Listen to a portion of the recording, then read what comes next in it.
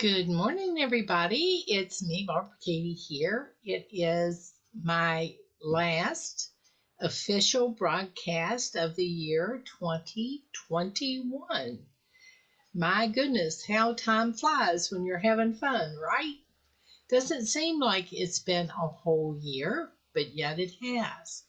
This is my 91st Monday sharing the week with you. Since COVID hit, I began broadcasting on March 30th, 2020, and every week since then we have been together, which has just been a lifesaver for me.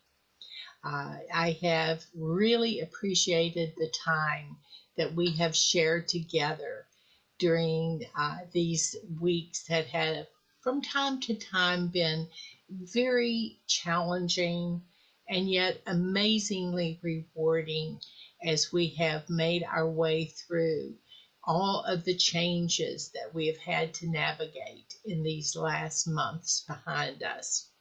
So, naturally, since it's the end of the year for me, I tend to spend some time reflecting on everything that I have been blessed with, the lessons I've learned, the challenges that have presented, the ones I've been able to overcome, the ones that still are continuing as I move forward in my journey. And I'm sure some of you are probably doing the same thing at this time of the year. Some of the challenges might be behavioral, some of them might be physical, some might be emotional, social, spiritual. Whatever they are, they deserve a place of reflection and a place to celebrate all the lessons that we have been able to learn being together during this time. I know for me, when 2020 dawned last year, I thought, oh, thank goodness we have made it through the crisis. 2021 will be smooth sailing and we will get back to normal. Well, it didn't take me long before I had to readjust my thinking on that. Such was not to be the case. There were many more bumps in the road that we were going to have to meet, obstacles we were going to have to examine, overcome, deal with in some fashion if we couldn't overcome them. And we had to keep finding a way to keep our spirits up and to keep moving forward. In some ways, I think last year was a bigger challenge for me than the previous year, simply because I entered 2021 with the expectation and anticipation, though it proved to be misguided, that all the challenges of 2020 were behind me. And like is true with most challenges, they're not behind you. They may have been minimized or you may have adapted somewhat, but there's still a learning process that goes on if those challenges are there in some fashion. And such was the case for me. It was hard to let go of the hope that everything would return to normal, whatever normal was. But to be realistic and to make the best of the situation as it truly existed, I had to let go of those unrealistic expectations. And I got to thinking today that in a way sort of echoes sometimes a top's journey. We start a plan and we say, okay, I'm just going to do this plan until I reach my goal and I'm going to be totally successful. There are not going to be any objects or anything in my way anymore. Well, that's unrealistic. You have to expect, plan for, and be willing to adapt to change. Because if I have learned nothing in the last 2 years, I have learned things change. At the drop of a dime, sometimes things change.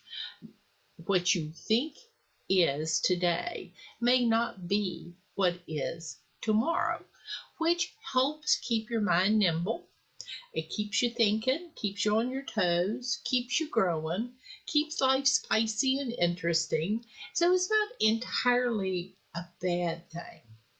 Um, some of the things that we've had to deal with have been tragic, and all of us know uh, within the last year how much we have had to cope with things we never thought we'd have to cope with.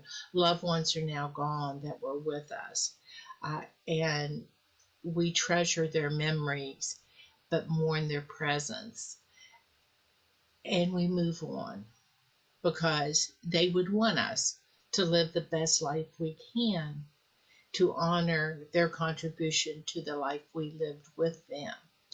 Um, like I say, this week after Christmas for me has always been a time of reflection, an appreciation, if you will, of people very often that in the course of day to day life, we don't look at and say, "You are important to me. I am so glad you are in my life. I am blessed every day to have you here with me."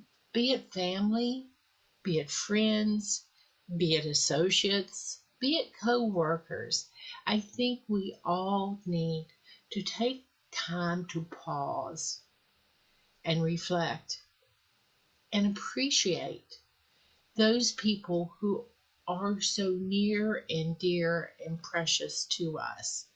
Uh, Not just necessarily at this time of the year, all year through, we tend to take for granted often those who are the closest to us because we know we can always rely on them until something happens to wake us up and show us that time is quick and fleeting and life can change in a moment, and never to be complacent in the appreciation we have of all of those who we love.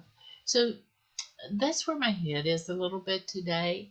I've, I've been sitting here, and if I could have a pile of rocks and began dropping them into a jar, I would be filling jar after jar after jar of gratitudes represented by those stones because each one represents a kindness, a gesture, something helpful, a caring word, a touch, a smile. So many wonderful, wonderful people have crossed through my life in these past months, as they do every single day. Acts of random kindness are on the increase in my little community. Yesterday, uh, I was shopping. Um, I know it was the day after Christmas. You got to go shopping. You got to represent your tribe. And I was out shopping with the rest of them, trying to get the best bargain. And as I was coming home, I thought, well, I'll go through the drive-through at this one little drive-through place that I like that actually has healthy food. I usually get a salad there because I actually like their salads.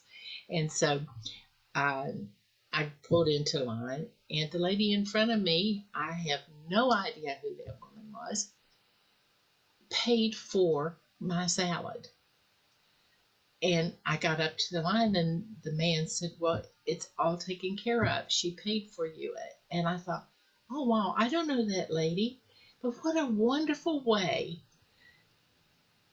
to have a break in the middle of the day where someone just acted kindly to me. And of course, one act of kindness leads to another. And so I said, well, whoever the people are in the car behind me, and I could tell it was a mom and a couple of little kids, just ring their bill up and I'll go ahead and pay for them and we'll get a chain going.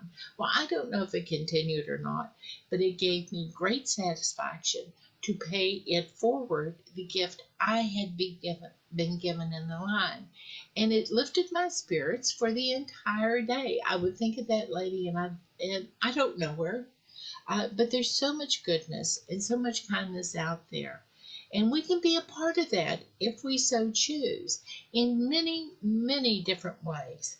Uh, just taking the time to help somebody across the street, taking the time to help someone load groceries into the back of their vehicle if they're struggling. If we just open our eyes and look around, we can find opportunities to make a difference in other people's lives. And that's true in our TOPS journey as well. Do we sometimes just not listen to each other when we are trying to share the struggles we're having? I know for this time of the year, for many of us, it's a difficult time for a variety of many different reasons because, food is associated with so many emotions, so many social situations, that it's really, really difficult to always stay focused and on track in this very distracting season of the year.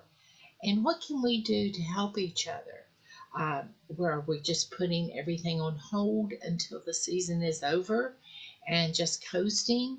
Or are we trying to learn how to do different and do better and to help each other? I'm really hopeful that you all aren't putting together a huge list of things, of absolutes, of I shall and I shall not as the new year approaches quickly. Instead, I hope you're giving yourself kindness and compassion and helping yourself reflect on the lessons you've learned. Were your expectations such that you could not excuse yourself, not make excuses for yourself, but excuse yourself when you did not perform with perfection? Were you able to accept the fact that you struggled through, but you made it through? It wasn't a perfect journey, but it was a progressive journey, and that you can celebrate the things that you learned as you traveled along the path. To me, that's really important at this time of the year, that we be able to appreciate progress. For me, 2021 was a year of great progress. I became better organized.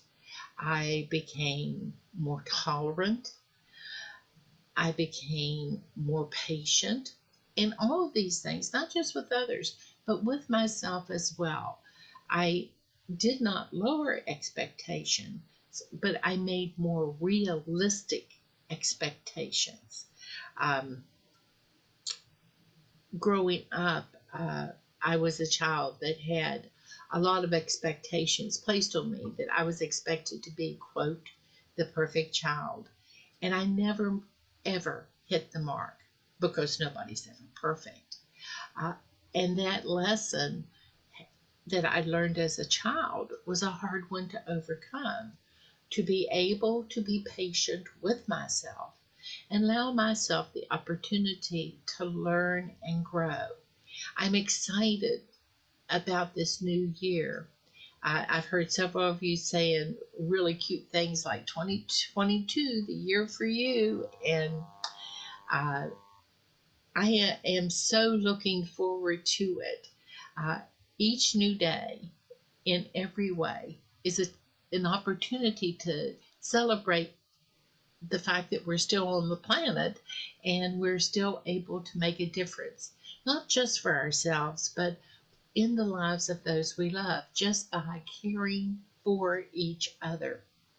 So for me, as 2022 dawns, I'm looking for it to be a kinder, gentler, more aware year, where I look outside myself to you and listen closely to you and what your heart is saying, And I am so grateful today to think about the new year dawning with you in my life and all the fun that we are going to have within this new year and all the celebrating that's just around the corner when that first fireworks goes off right at midnight on the end of December 31st and the beginning of January 1st. I'll be right there with you, ready to make the very most of all the seconds that are about to unfold before us in the 365 new pages we're going to be gifted with to start the story of an amazing new year. Happy New Year, everybody. Love you dearly. Bye-bye.